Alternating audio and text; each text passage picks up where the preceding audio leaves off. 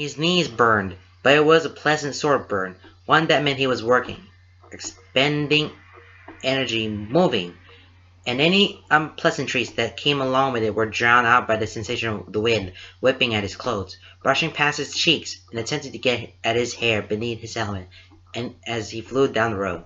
Nothing but him and the pavement, and a couple of thousand other races, and the hundreds upon hundreds of spectators lining the road through town. They could all be easily ignored, and they were. When he was in the zone, everything else faded to white noise and background movement. He kept aware of the athletes he was passing and the ones passing him, but everything else faded away. He barely heard the cowbells, distantly registered the cheers, hardly saw the waving hands and flailing signs. Just him, his bike, and the pavement. Sometimes, when he was going fast enough, he could almost pretend that he was on his motorcycle, with the wind in his face and the uplifting feeling of freedom coursing hot through his veins, almost though the fact that he never stopped pedaling, even on downhills, kind of detracted from that illusion. Still, he found the bike to the most fun leg of the race. The swim was terrifying, the bike was the longest but most fun, and the run was the most comforting because he could easily run for hours. Shiro didn't like the bike. It was his best leg of the race, and he made up for a lot of time during it. His powerful legs were built for it, but he found it boring as hell to be on the bike for hours upon hours. Not key. He reveled in the feeling, the adrenaline, the burn. He constantly pushed himself faster, egged on by the knowledge that he could beef it at any moment, scrape his ass across the pavement. He liked speed, and the bike could get that to him. He lost sight of Shiro before the race had even really began. As soon as they were both in the water, swim caps on and treading water, everyone looked the same. Then the cannon had gone off and there was chaos. He didn't have time to think about Shiro. All he could do was swim, and the pack pray no one swam over him. And just keep going. Keep kicking. Keep his strokes even. Keep breathing. Ignore the occasional inhale of water. Keep going. Follow the pack. It'll be over soon. And then it was. Nothing save at the finish line gave him the same amount of the relief as climbing out of the water after the swim. While in the lake, he felt like he was on his last stretch for life. As soon as he was out, he was reinvigorated with newfound energy, so much so that he had jogged all the way up to the railway station.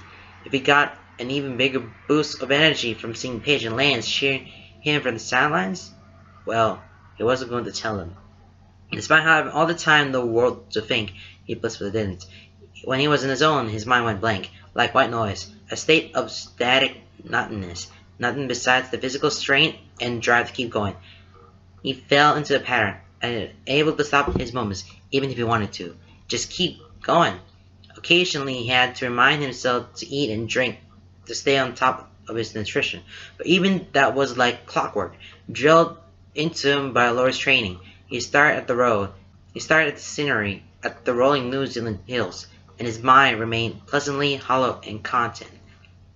It was honestly a bit like meditation for him. When his body was busy pushing itself into its limits, his mind was able to clear, to focus, to simply exist in a state without outside stimuli. Anything other than immediate worries faded away. All the stress in his life melted off him, left behind on the road. Nothing seemed to matter, and for once, his thoughts were quiet and harmless. Perhaps that's why he kept doing these races, kept training for more. They gave him a feeling of accomplishment, kept him close to his brother, and took away his troubles, if only for a little while. A win-win. Whoever said he couldn't run from your problems had obviously never tried.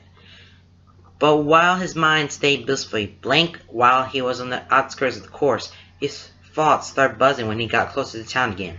The bike course wasn't out and back twice, so part of it was back to the Ironman village before looping around and heading back out, which meant he had to go right through the center of the town where hundreds of people lined the streets to cheer on athletes. He'd been in this situation before. He could ignore them all easily. It wasn't as peaceful as the outer course, away from town, but he could deal. The problem was that he got closer to town. The more he thought about Lance, he had said he was going to leave town after the swim. Hadn't he? So there was no reason for Keith to hold out hope and that Lance would still be there, would be watching. There was no reason for him to care. What was one moment of seeing someone's face and a second of hearing the cheer before moving on. It was frivolous, unnecessary, and yet Hope was a fickle thing that rarely listened to his own logic.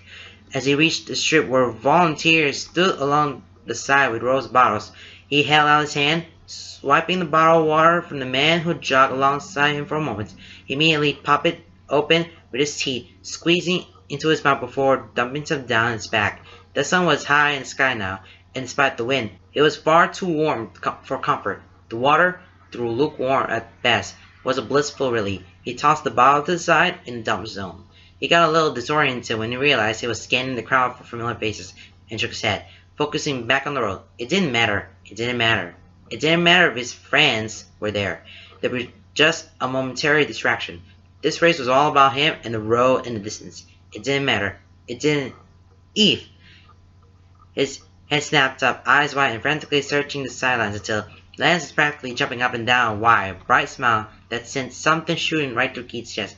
Eyes scrunched up and sparkling in the mid-afternoon light. Jacket flapping around as he flailed. He was calling out Keith's name, wordless, screaming, and had somehow managed to get one of those obnoxious cowbells and was flattening it rapidly. God, he hated those things.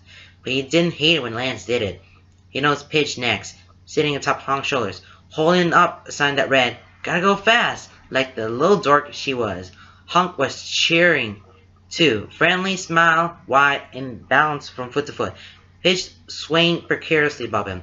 There were a couple others around them that he didn't recognize, but their eyes were locked on him and cheering for him. He saw Laura next. She was leaning over the sidewalk, hands cupped to her mouth, and she screamed the words for encouragement that he couldn't quite understand amongst everything else. But her eyes were sparkling like fire and fierce pride. She wore a shirt that read, "Shirogane Kogane Support Crew." Karen held onto the back of her jacket with one hand to keep her from jumping into the road, while the other waved frantically as he shouted, thick mustache bouncing above his wide grin. The last thing he heard as he whizzed by was Lance shouting his name. As predicted, the moment only lasted seconds. He rushed past them at high speed, barely able to hear anything they said and barely able to do more than glance at them. But something had changed. The steady fire of determination flared inside him, filling him with a newfound vigor that coursed red-hot through his veins, quelling and dulling in the ache in his muscles. He found himself smiling. Turns out, it did matter.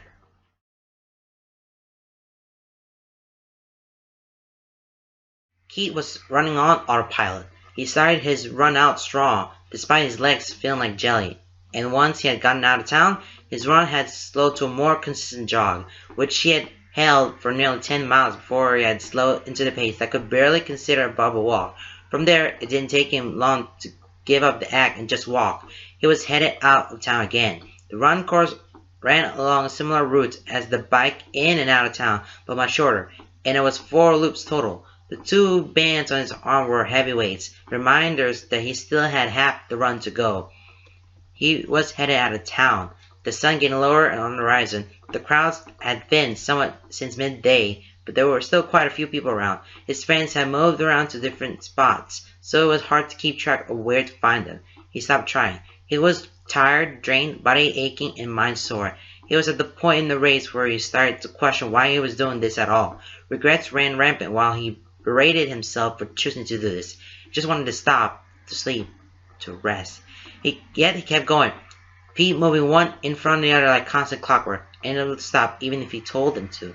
He felt it in his bones, the pre-programming in his muscles. He had been at it for so long that stopping wasn't really an option. No matter how much he hated it, he kept going. Keep going. Don't look at anything. Eyes on the ground. Keep going. Are you in Atlee? Because you've been running through my mind all day. He tilted his head to the side, eyes finding blue ones, dark and deep in the shadows of the setting sun. His smile was small, but no less brilliant, cocky and sure, confident and calm. The sound of it was oddly grounding despite being incredibly surreal in that moment. "Lance," he breathed, barely unable to recognize his own voice. He hadn't spoken all day, and his voice was hoarse from disuse. His smirk softened, eyes relaxed with disconcern. When he spoke, his voice was quieter, kinder, soothing. "Hey, you doing okay?" He shrugged, shifting his eyes forward again. "As okay I can be. You look like you're dying a bit. He felt a small rise from curvaceous. That's what it feels like. Well, despite looking you're going through hell, you're doing great. You look great too. Like hot damn, that ass just won't quit. He winked, and Keith rolled his eyes, feeling the flush of pleased embarrassment somewhere in the back of his mind, but far too tired to let it rise to the surface. Still, it felt good to smile. For a moment, walking with Lance, the discomfort of his body faded to the background. He wasn't bored out of his mind. It was comfortable despite everything. Am I even allowed to walk with you like this? I've seen a couple other people do it, but I wasn't sure, he was saying, shoving his hands in his jacket pocket as he looked around, chewing his bottom lip in a way that was nothing short of adorable. I don't want to get you in trouble or anything, Keitra. As long as it's not for long, I don't think they care. Lance Rex. Oh, really? Okay, cool. I just wanted to, come say hi. You look like you could use the company. Keith hummed in appreciation and agreement. You didn't even notice us this time around. He looked at him then. I was raised. I already passed you guys? Lance chuckled, gesturing over his shoulder with the phone. Yeah, we were back there. You didn't even look up. Keith's shoulder hunched a little. Sorry I didn't hear you guys. You don't really hear much of anything when you're out here. Hey, it's no problem, man. I get it. Have you seen Shiro? I haven't seen him since we got in the water this morning, but I think I passed him a couple of times on the loops. Yeah, he came by not too long ago. He's not too far ahead of you. Other things he's taking it easy because he doesn't look that wrecked. Keith snorted. Of course his brother was taking it easy, giving them a chance to catch up. He's an idiot. Maybe his heart's in the right place. They left in so small silence. A few people jogged past him. Spectators were walking along the sidewalks next to him where Lance was. Everything was calming down a little, the energy dipping. He could feel himself nearing the end, the anticipation of the finish. Why are you here? Kate asked after a moment, too tired to hold back the question that had been plaguing him all night. Lance shrugged, weighed back as he walked with his hands in his pockets. Seemed like a good time, and Pitch and Hunk wanted to say, so why not, you know? Kate tried not to think too hard about the weight sinking in his stomach. Why not indeed? And also, he continued, pausing as he turned to Kate with a small smile, I want to see you in action. Plus, Shiro has his own personal cheering section. I figured you deserve one too. You're all cheering for both of us. Yeah, but you deserve someone who's not just proud of you and excited for you, but also a little turned on while and willing to watch your ass as you run away. Kate turned a gap at him, a mixture of feelings and thoughts bubbling and fighting for attention before it could say anything. However, Lance glanced around and leaned to press a quick kiss to his cheek. When he pulled away, he was grinning, eyes crinkled in mischief. Good luck with the rest of the race. See you at the finish line, hotshot. And with a wink and wave, he pitted with his heel and jogged back toward their friends. Keith watched him go over his shoulder, unable to stop the forward momentum of his feet. His cheeks ached from smiling, and he picked up his pace to jog out of the town, the different fire burning in his chest.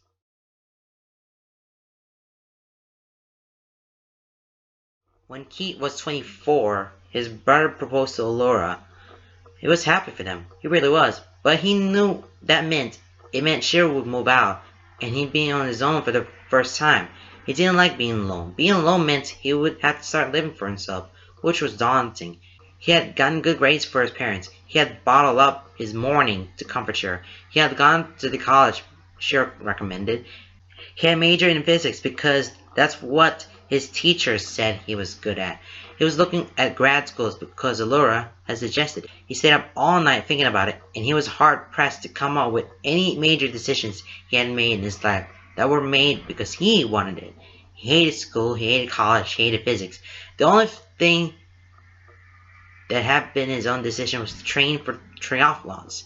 He had spent so long living by the expectations of others that he wasn't sure what he wanted. Wasn't sure where his place was in the world. Wasn't sure what his purpose was. It was then that he learned that he didn't know what he wanted.